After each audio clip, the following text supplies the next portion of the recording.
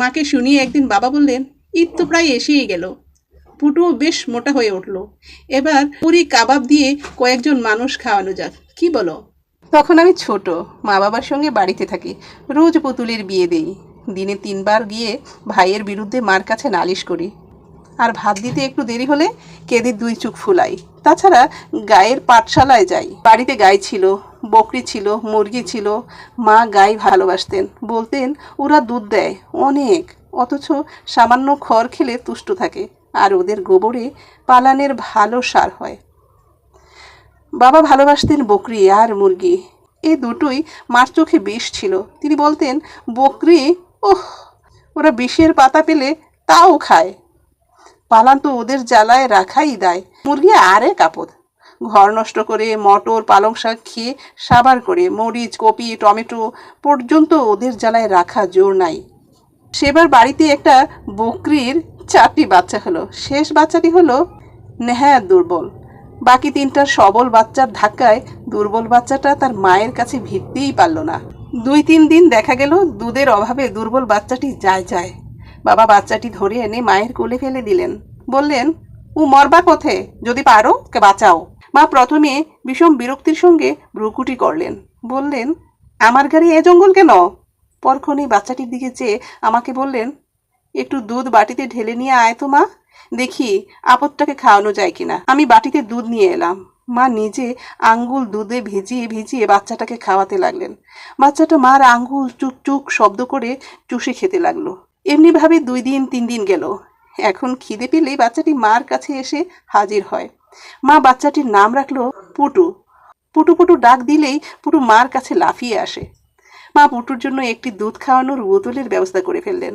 পুটু এখন থেকে দিনে 4 বার করে বোতলের দুধ খেতে লাগলো। পুটুর চেহারা ফিরে গেল, তার গায়ের কালো লোম চিকচিক করতে লাগলো। ইতিমধ্যে রান্নাঘরে পুটুর উপদ্রব শুরু হয়ে গেল।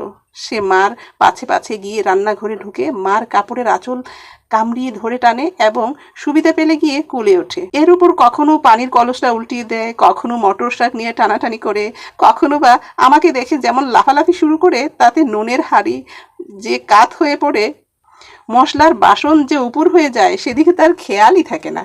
মা একবার রাগ করে আমাকে বলেন, তুই পুটুকে কোলে নিয়ে ওর মেজাজটাই খারাপ করে দিলি। আমি বলি, আর দুধ খাইয়ে খাইয়ে ওটাকে অসুরের মতো করে তুললো কে? মা তাড়াতাড়ি পুটুর দিকে থুতু ফেলার চেষ্টা করে বললেন, ষাট, তোরা ওর ওপর নজর লাগাস নে। পুটু দুধ ছেড়ে ঘাস ধরল। তবু দিনে 2 বার মার কাছে তাকে আসতেই হবে, আর মার হাতে 2টো শাকের পাতা, না হয় একটু ভাতের ফেন তাকে খেতেই হবে। আর আমার কাছে পুটুর দিনে 2-1 বার আসা চাই, আমার গায়ে তার গা ঘেঁষার জন্য, আর হাতে 2টো কানমলা খাওয়ার লোভে। এমনি করে দিন যায়, হপ্তা আসে, হপ্তা যায়, মাস আসে। পুটু রোজ রোজ মোটা হয়ে ওঠে।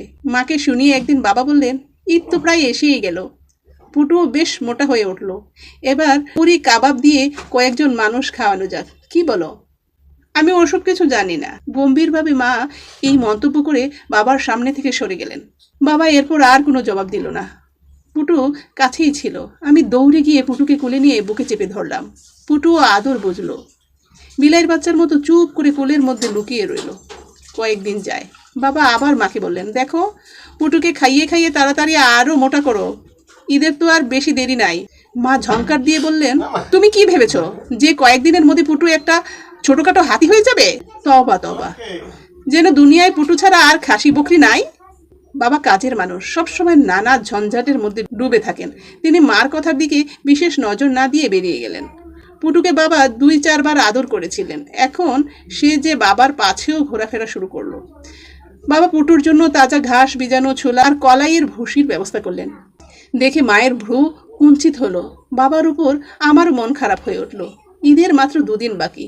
বাবা মাকে বললেন, আচ্ছা, কেবল পুটুর কাবাবেই চলবে, না আরও কিছু জোগাড় করতে হবে? মা করুণ নয়নে বাবার দিকে চাইলেন, বললেন, আমি তো ভেবে রেখেছি 2টো খাসি মোরগ আছে, এবারকার মতো ওই দিয়েই চালিয়ে দেওয়া যাবে। বাবা সংক্ষেপে বললেন, কিন্তু বকরির কাবাবের কথা আত্মীয় মহলে জানাজানি হয়ে গেছে যে? মা এই প্রশ্নের জবাব দিলেন না, গম্ভীর মুখে রান্নাঘরে চলে গেলেন। বাবাও এ নিয়ে আর কোনো উচ্চবাচ্য করলেন না। ঈদের দিন সকালে বাবা খাসি মোরগ 2টি নিয়ে জবেহ করে দিলেন। বললেন, 2টো বানাও, বকরি আমি জবেহ করি না, মুন্সির কাছে নিতে হবে। এই বলে বাবা মুন্সির বাড়ির দিকে চললেন। পুটু তার পাছে পাছে চলল। ঘণ্টাখানেক পর বাবা একটা খাল ছাড়ানো বকরি এনে রান্নাঘরে দিলেন। বললেন, ঠিকঠাক করে নাও, আমি নিজে ওটাকে আস্ত কাবাব করব। দেখে আমি কেঁদে রান্নাঘর থেকে বেরিয়ে গেলাম। ঈদের নামাজ হয়ে গেছে। কয়েকজন ঘনিষ্ঠ আত্মীয় স্বজন এসে দস্তরখানার সামনে গিয়ে বসলেন। মাকে নানা বললেন, তুমিও সাথে বসো মা, নইলে আমাদের ঈদের খানার আনন্দ পূর্ণ হবে না। খেতে বসলেন নানা, চাচা, বাবা আর মা। আমিও নানার কাছে বসলাম। চাকর খাসি মোরগের কোরমা আর রুটি নিয়ে এলো। এরপর এলো আস্ত বকরির কাবাব। বাবা ছুরি হাতে নিয়ে কাবাব কেটে কেটে বাসনে দিতে লাগলেন।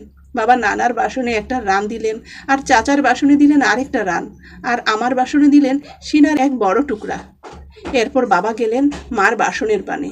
মার বাসনে কাবাব দেওয়ায় উপক্রম করতেই মা চিৎকার করে বললেন, আমি তোমারও কাবাব চাই না, চাই না। তারপর তিনি হু হু করে কেঁদে উঠলেন। নানা ও চাচা অবাক হয়ে মার দিকে চাইলেন। আমি ফুফিয়ে কাঁদতে লাগলাম। এই সুযোগে বাবা চুপ করে বেরিয়ে গেলেন। মা চোখের পানি মুছতে মুছতে কাঁদো কাঁদো সুরে বলতে লাগলেন, এটা আমার পুটুর কাবাব, আমি ওকে নিজের হাতে খাইয়েছি। ও আমার পাছে পাছে ঘুরতো, আঁচল কামড়িয়ে ধরতো। আমি বুঝি না ওকে জবেও না করে চললো না কেন। ঠিক ওই সময় বাবা ঘরে ঢুকলেন। তার কোলে পুটু। তিনি পুটুর পিঠে আস্তে হাত বোলাতে বোলাতে বললেন, আর লাফালাফি করিস না পুটু, এবেলায় 2 বার খেয়েছিস, আর কত খেতে চাস। আমি লাফ দিয়ে উঠে গিয়ে পুটুকে কোলে তুলে নিলাম। মা অবাক হয়ে বাবার দিকে চেয়ে অস্পষ্ট সুরে বললেন, অ্যাঁ, এ কি, কোথা থেকে? বাবা যেন মায়ের উপর একটা টেক্কা মেরে দিয়েছিলেন, এমন ভাবে বললেন। দেখলাম তুমি পুটুকে জবেহ না করেই ছাড়বে না, কাজেই আমি পুটুকে লুকিয়ে রেখে অন্য বকরি নিয়ে জবাই করেছি। নানা হেসে মার দিকে চেয়ে বললেন, পাগলি বেটি, বরাবরই না জেনে কে দেখুন। পুটু বুড়ো হয়ে মরেছিল, ওর গলায় কেউ ছুরি তুলতে সাহস পায় নাই। পুটু, লেখক ইব্রাহিম খাঁ।